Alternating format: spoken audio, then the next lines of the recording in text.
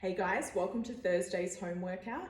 In our warm-up today, we've got 3 different movements. So we've got some controlled air squats, pigeon pose stretches on each leg, and sideline clams on each side. Your sideline clam is going to look a little bit like this. Lying down on your side, bring your knees up in line with your hips, feet together, and lift the top knee up as high as possible. Depending on your mobility will depend on how much range you have. So I'm a little bit immobile in my glutes, so it doesn't look like I'm moving it that far, but I can really feel my glutes working the whole time. Once you've done that, you're going to move on to your pigeon pose. So with your pigeon pose, we want to have our front leg perpendicular to our body, or as best as you can do it, and then weight coming through that glute. Now you can do it this way, or if you'd prefer, you can set it up on a bench or couch and do the same position with your leg out the back. So that's entirely up to you guys what you want to do. Our strength today is lower body and posterior chain focused.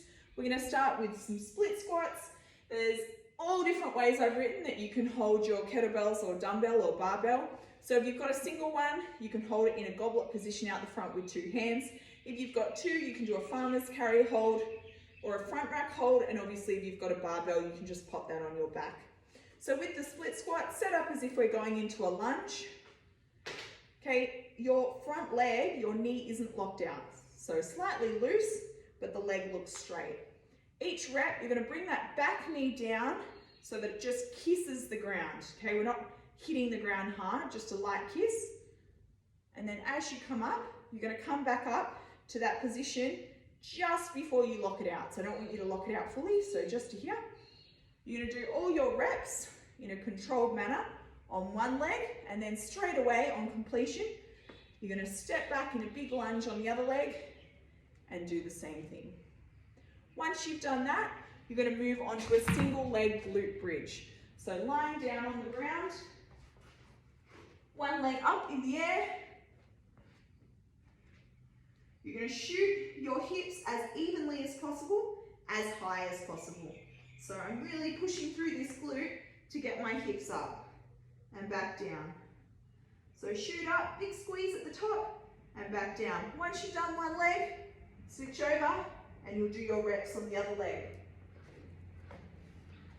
To finish, we're just doing some single leg calf raises, hanging on to something, whatever it might be. Go up as high as you can on that toe, and then as soon as you come back down, your heel touches, I want you to go straight up again. So we're not bouncing, but we're not resting at the bottom either. It's hard to do without holding onto something. Once you've done 10 on one leg, you can do 10 on the other leg. When you've completed all those movements, that's when you're going to rest. So I don't want you to rest, I want you to transition from movement to movement fairly quickly, while performing the movements well, obviously. And then after those calf raises is when you watch the timer and have your rest break before you prepare to go back into those split squats. Our conditioning today is an EMOM.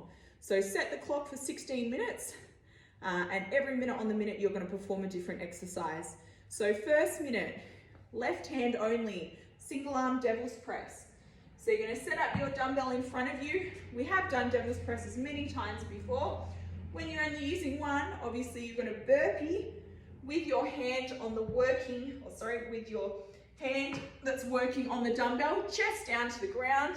As you stand back up, bring that dumbbell overhead, whether it be in a snatch, otherwise another option, chest to the ground. You can do it in a clean and jerk. So the standard is chest to the ground with one hand on the dumbbell and locking out overhead. That's a completed rep. You're going to do 6 to 8 reps on your left hand side. When you get to the next minute, I've got a couple of options for you. You can either do double unders, single unders or single skips, or line hops. When you get to your third minute, you get your right hand and repeat those devil's presses on the other side, like so. On your fourth minute, we are doing either kettlebell or dumbbell snatch, alternating reps. So we've done these so many times in training. With a dumbbell, take the dumbbell up, lock it out overhead, bring it back to the floor each time. If you're using a kettlebell, you do not need to go back to the floor each time.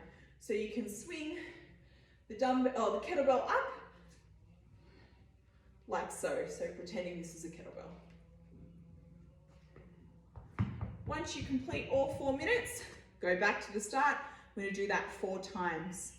Now our team challenge for today is going to be a core and midline challenge. So we can see some different people topping the scores. So you're going to get the max accumulated time on your left and your right hand side of a side plank. So the rules for the side plank are only your hand and your bottom foot. I'm kind of out of frame a little bit, but only my bottom foot is touching and my hand. Okay, so I want everyone to try and scale it up like this rather than going on their forearm. Once you wear out, take note of your time, write it down, have a good rest, and then give it a go on the other side, like so. Your score for the challenge will be your total time from your left and your right hand sides. I want you guys to add that up, post it in your team group, and we're going to see which team has the strongest score. That's your workout for Thursday, guys. Enjoy, and I look forward to seeing you at our next Zoom session, Saturday at 8 a.m.